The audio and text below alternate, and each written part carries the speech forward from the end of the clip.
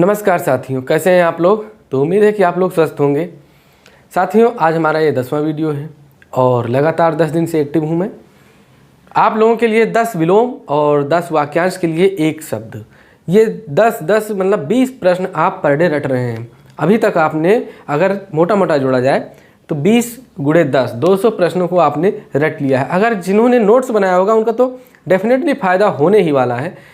तो स्टार्ट करते हैं वीडियो को, क्योंकि उत्तर प्रदेश पेट परीक्षा के लिए इम्पॉर्टेंट है। तो हम स्टार्ट करते हैं। देखिए, सबसे पहला लिखा हुआ है कि छूत का रोग, मतलब जब कोई भी रोग होता है तो कहते हैं कि छूत का रोग है, तो उसको एक शब्द में क्या कहते हैं। अब जैसे छूत का रोग कहने में थोड़ा सा अजीब लगता है, तो हम क्या कहते हैं, हम उसको कह देते हैं एक शब्द में संक्रामक। संक्रामक, संक्रामक मतलब छूत का रोग।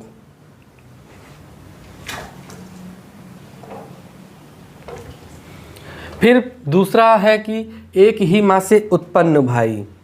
भाई तो जैसे कई चचेरे भी होते हैं, ममेरे फुफेरे सब होते हैं, लेकिन जो एक ही माँ से उत्पन्न होता है भाई, जिसको कहते हैं आप सगा भाई। तो सगा भाई तो कहते नहीं है, लेकिन एक ही माँ से अगर उत्पन्न भाई तो उसको क्या कहते हैं, उसको एक शब्द में कहते हैं सहोदर। सहोदर, इसमें सह मतलब साथ और उदर, सह और उदर की संधि हुई है तो सहोदर बना है। उदर मतलब पेट होता है, तो एक ही पेट से जब जन्म लेते हैं तो उसे कहते हैं सहोदर। खरी खरी अस्पष्ट बात कहने वाला या करने वाला, उसको कहते हैं अस्पष्टवादी। क्या कहते हैं, अस्पष्टवादी।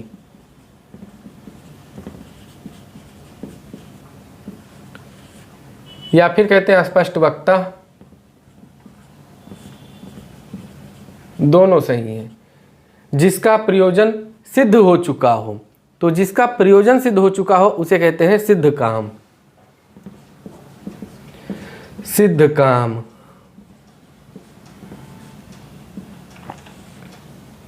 सब कुछ पाने वाला, देखो सब कुछ जो पा जाता है उसको क्या कहते हैं, सर्वसुलभ।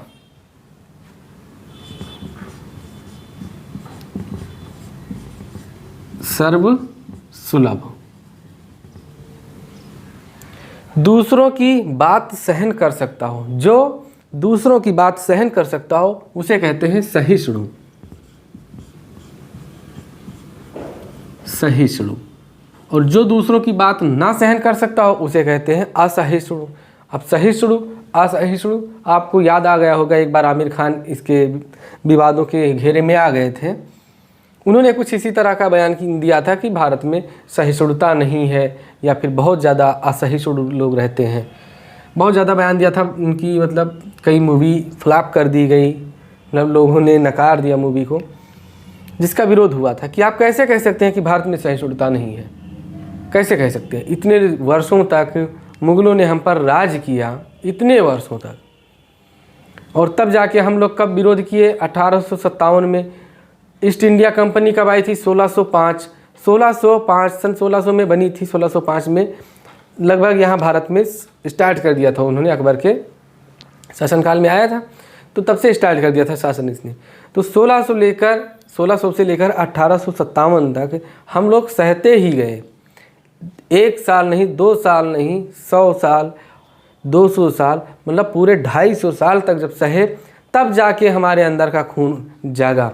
तो इतना ज़्यादा हम लोग सहे, और आप कैसे कह सकते हैं कि नहीं भारत में सहिष्णुता नहीं है।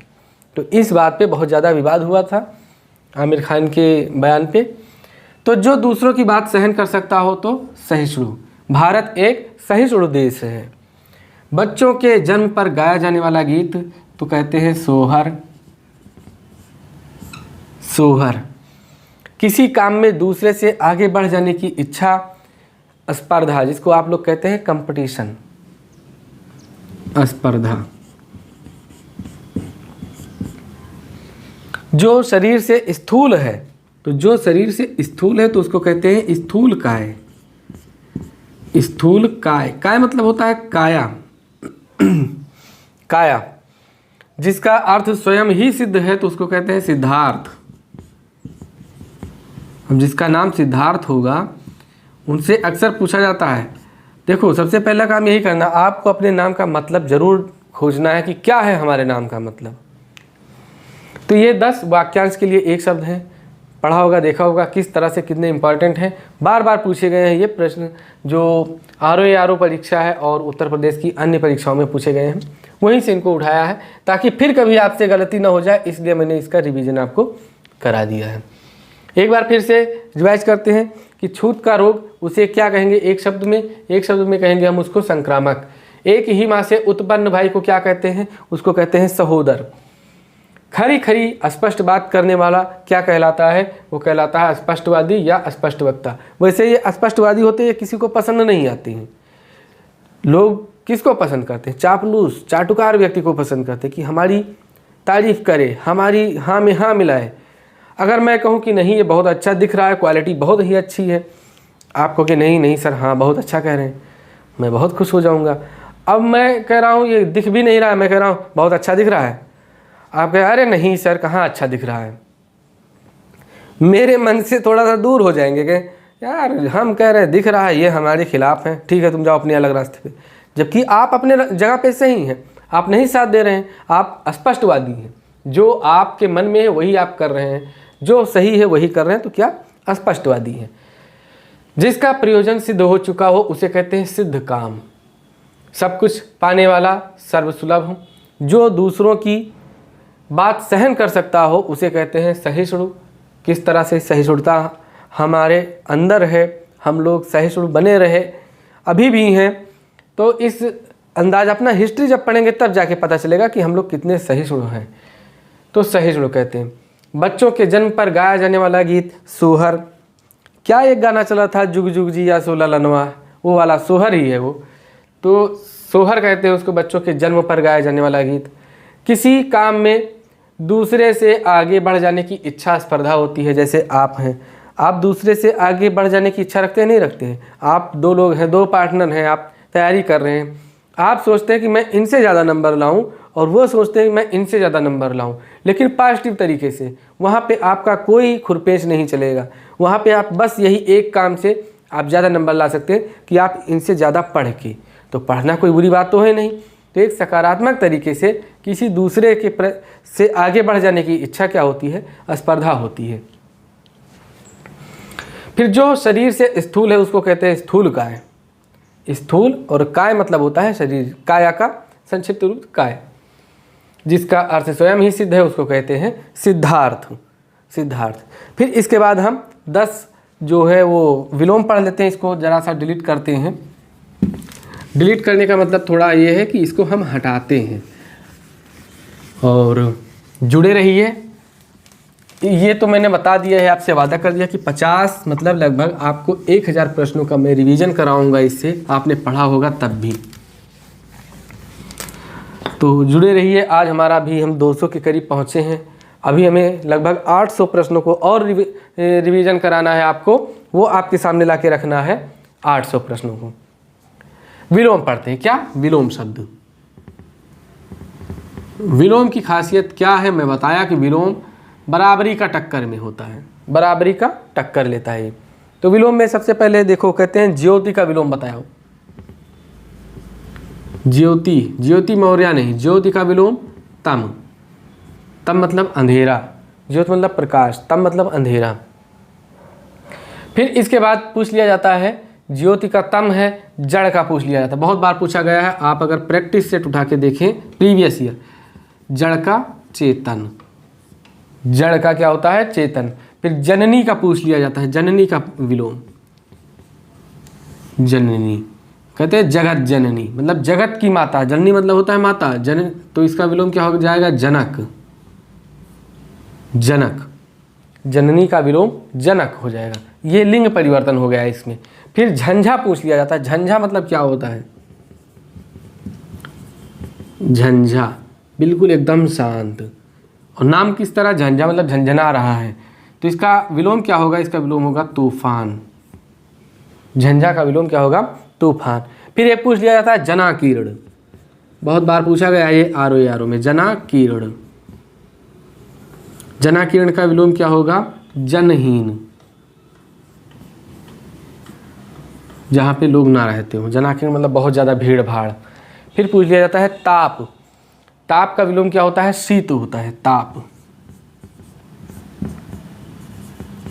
ताप का विलोम क्या होता है? शीत। इसके बाद तामसिक, बहुत बार पूछा गया है ये विलोम तामसिक। मुझे ये बार बार कहना क्यों पड़ रहा है? क्योंकि आपको लगता है कि कहीं ऐसे वैसे तो नहीं है ये विलोम शब्द। तामसिक का सात्विक, सात्विक। और इसके बाद एक बहुत ही जो आप लोग हमेशा कहीं ना कहीं ज़िंदगी में आपने एक बार सुना होगा शब्द, दाखिल खारिज। तो दाखिल,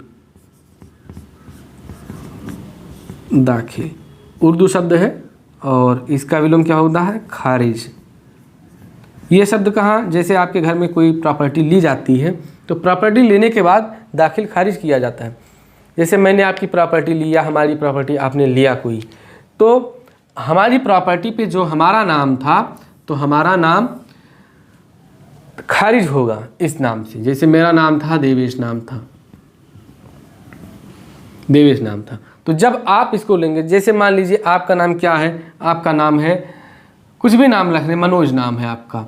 तो जब आपका नाम यहाँ पे एंट्री होगा मनोज, तो आपका नाम क्या हो जाएगा? दाखिल। दाखिल, आपका नाम इस प्रॉपर्टी पे दाखिल होगा और मेरा नाम क्या हो जाएगा? मेरा नाम हो जाएगा यहाँ से खारिज, खारिज। और तब ये आपकी असली प्रॉपर्टी मानी जाएगी। मेरा नाम खारिज हो जाएगा, आपका नाम दाखिल हो जाएगा, आपके नाम से ये प्रॉपर्टी चलेगी। तो इसी तरह जैसे प्रॉपर्टी जब लेते हैं गांव वगैरह में, गांव हो चाहे शहर हो, कोई भी प्रॉपर्टी लेते हैं तो प्रॉपर्टी में पहले तो बैनामा होता है, रजिस्ट्री होती है, उसके बाद सब चीज़ होने के बाद दाखिल खारिज होता है। तो दाखिल खारिज अगर नहीं हुआ तो जैसे आपने ले लिया, इसका सौदा हो गया, दाखिल खारिज नहीं हुआ तो इस पे मेरा ही नाम चढ़ा रहेगा।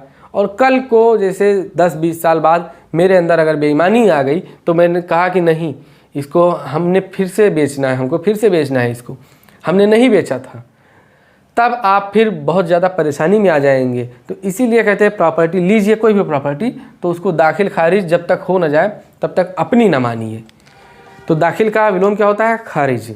यहाँ से दाखिल खारिज का शब्द कॉन्सेप्ट समझ में आ गया होगा आपको। तो 10 विलोम 10 वाक्यांश के लिए एक शब्द। और इसी के साथ मिलते हैं आपसे नेक्स्ट वीडियो में। तब तक के लिए नमस्कार, जय हिंद।